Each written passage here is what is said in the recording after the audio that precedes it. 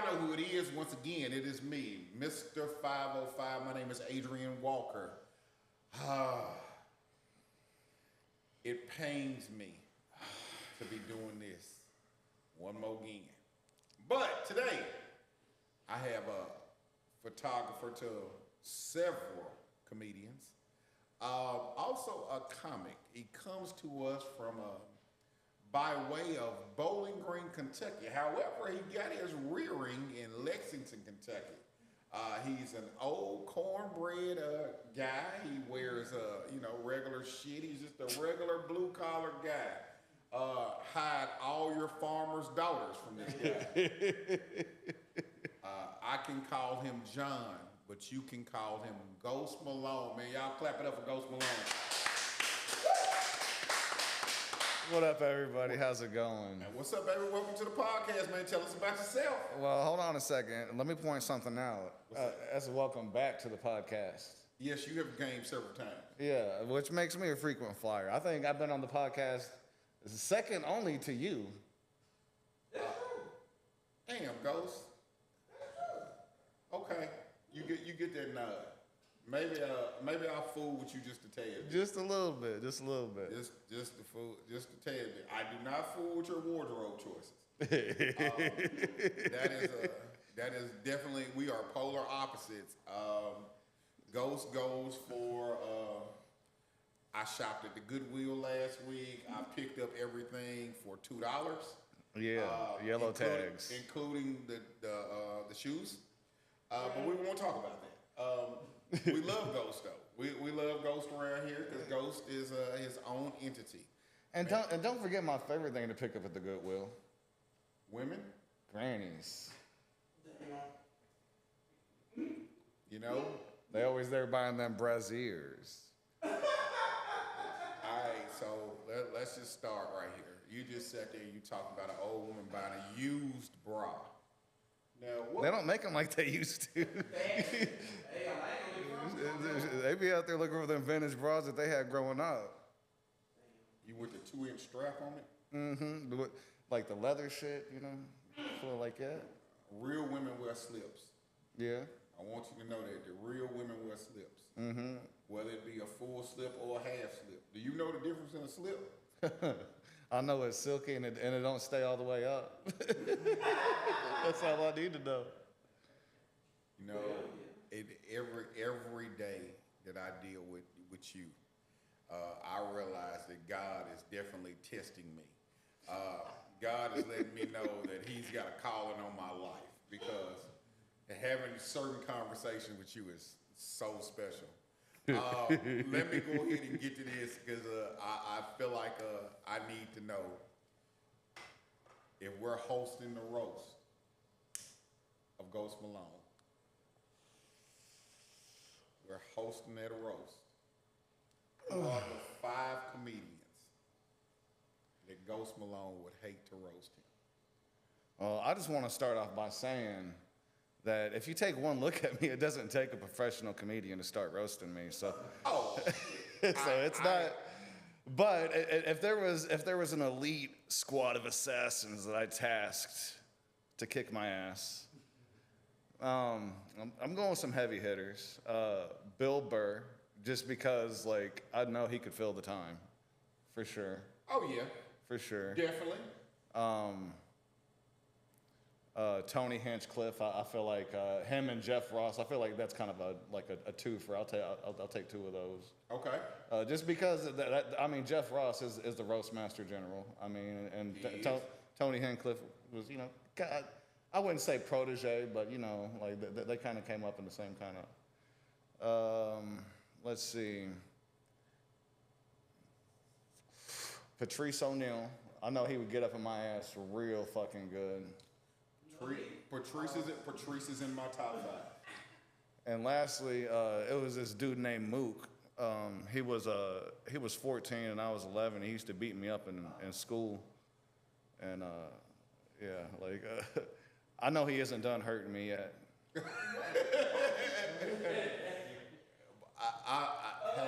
I can say that I appreciate your list, especially because you put Patrice on it. A lot of people forget about how great Patrice was. Patrice joke writing. Patrice had crowd work. Patrice could destroy people in so many different ways, and there's so many of them New York rooms that have never been the same since Patrice O'Neal died. Thank you for that. I'm going home and watch Patrice O'Neal special. Hey, no, he's great. Yeah, and he's just so pragmatic, and like you never know what he's gonna say, and sometimes I get the impression that maybe he doesn't know what he's gonna say next, but whatever it is, it always like is just so well timed. His delivery is just always just like Patrice, you know. All right, I got a question I'll probably never asked on this show, but we're revamping the show. Okay. So, where did you give your best city? My best set? Mm-hmm. Well, I'd like to think that my best set hasn't happened yet. Okay. But as far as up into this point, I have more fun in the smaller rooms. Like I've done like the open mics in Louisville, like at the Louisville Comedy Club, shout out, and which that one had that was the first open mic I ever went to, and the lights and the stage at the Louisville Comedy Club was just so overwhelming, like it was scary.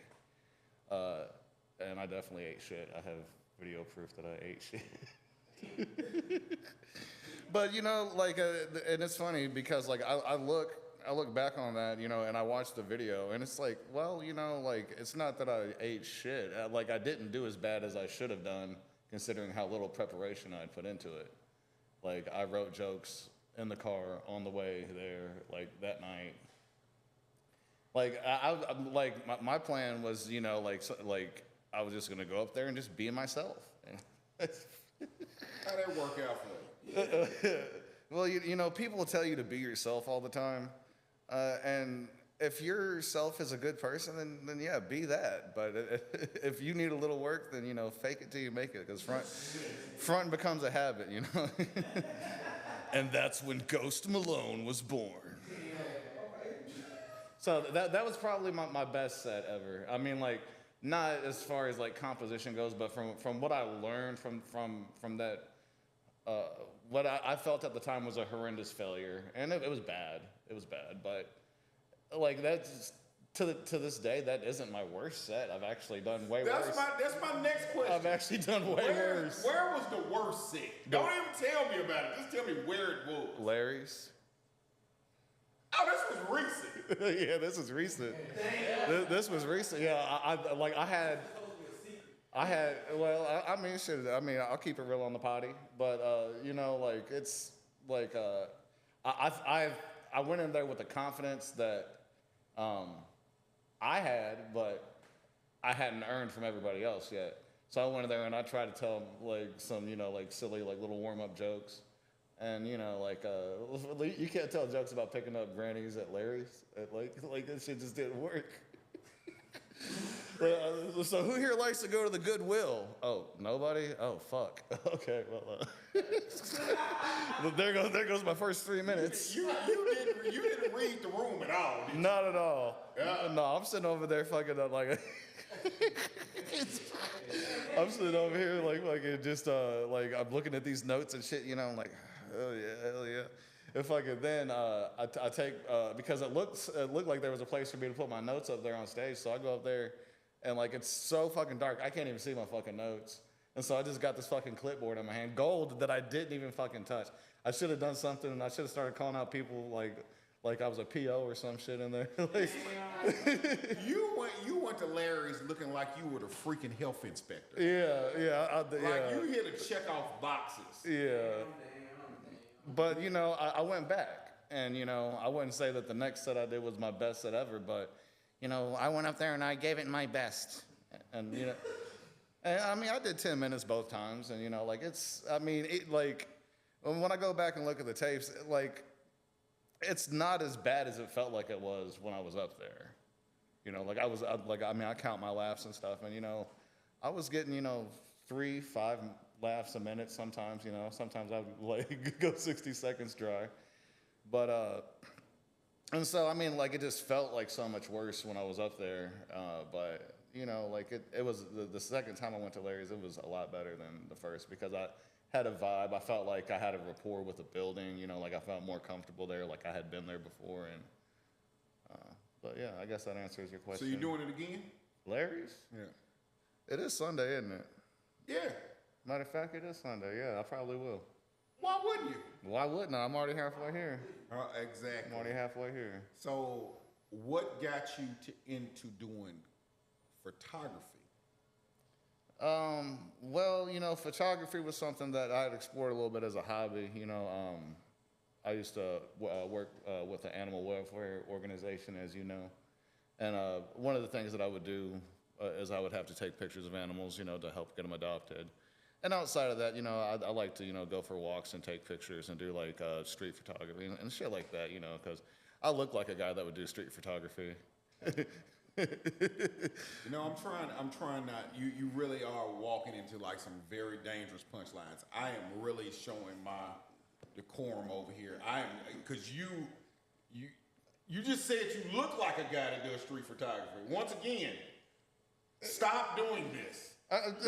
Stop it now, because once I get started, everybody knows once you turn it on, I can't turn it back. And you continue giving me ammunition.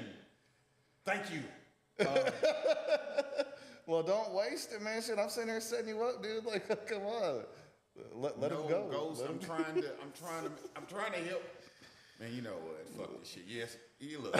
Everybody knows when you see Ghost Malone, you see guy that does other things with animals. He's from Kentucky. Everybody. I do a knows. lot of things with animals. Okay, yeah, we're not gonna go there. I'm trying to do something different with my podcast. I'm trying not to get banned.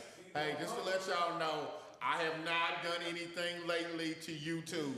I want y'all to know that YouTube, I'm being good. Please don't take my page again. Please don't ban me. I didn't do it this time. It was Ghost. It was Ghost. Well, that's what you get for fucking around and leaving your YouTube sign in on my phone, bro. I did leave my YouTube sign in on his phone. Probably the worst thing I ever done. Asset was unsecure. I have been listening to everything from Slayer to Mother and Danzig and Guns N' Roses. Garth Brooks. Go to hell. So in reality, when you started doing the photography, did you know that you were going to start doing comedy shows and videos for comedy? Well, it was actually the other way around. Like I started with comedy, and then I was just like around a lot of people, and it got me like, because normally I wouldn't like go to a club and take pictures of people. Like I draw the line there, you know. Like, and that's where you draw the line. Well, I didn't draw the line. Security at the last 3 clubs that I went to drew that line. Very clear. But you know, it's a nice, like when you're trying to take a portrait of somebody, you know, they're looking directly at the camera. You know, like it's intentional.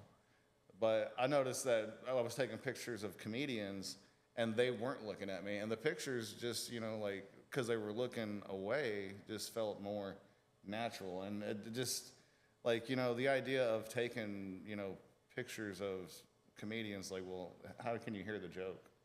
Well, you kind of have to capture the joke, like, through, I don't know.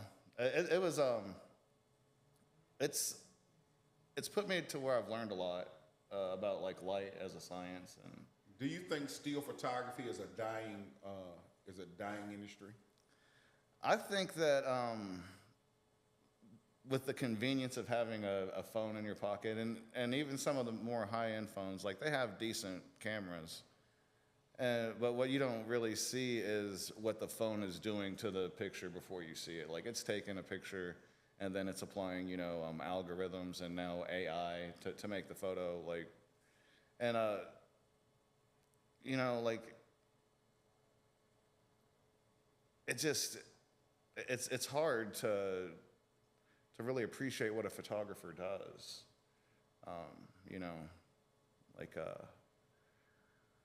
just to be there, just to capture the moment. And you know, like I see a lot of comedians like they might have somebody, you know, taking pictures for them, but a lot of times they're just setting their phone up and, You know, like that's the only pictures that they have of them performing. That's what they want to use for their profile pictures. And, you know, like it's good, you know, but I mean, like somebody that, you know, can frame it a little bit better, just an extra set of hands, you know, and I have a lot of fun. I meet a lot of really cool people, except for you. I'll take that.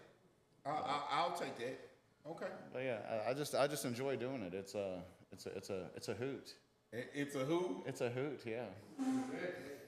You couldn't have been more wider. Couldn't have been.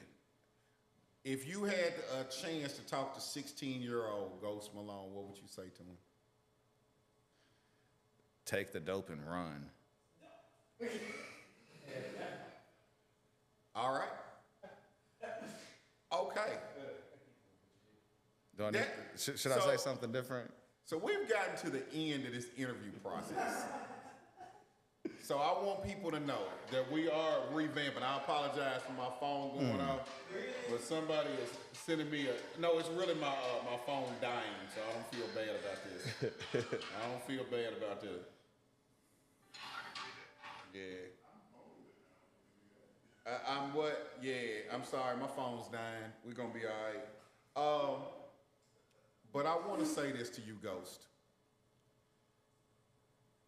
I really don't, I know which way you're gonna go. So with this revamped Talk, I'm glad we have a new segment called 3 Minutes to Life.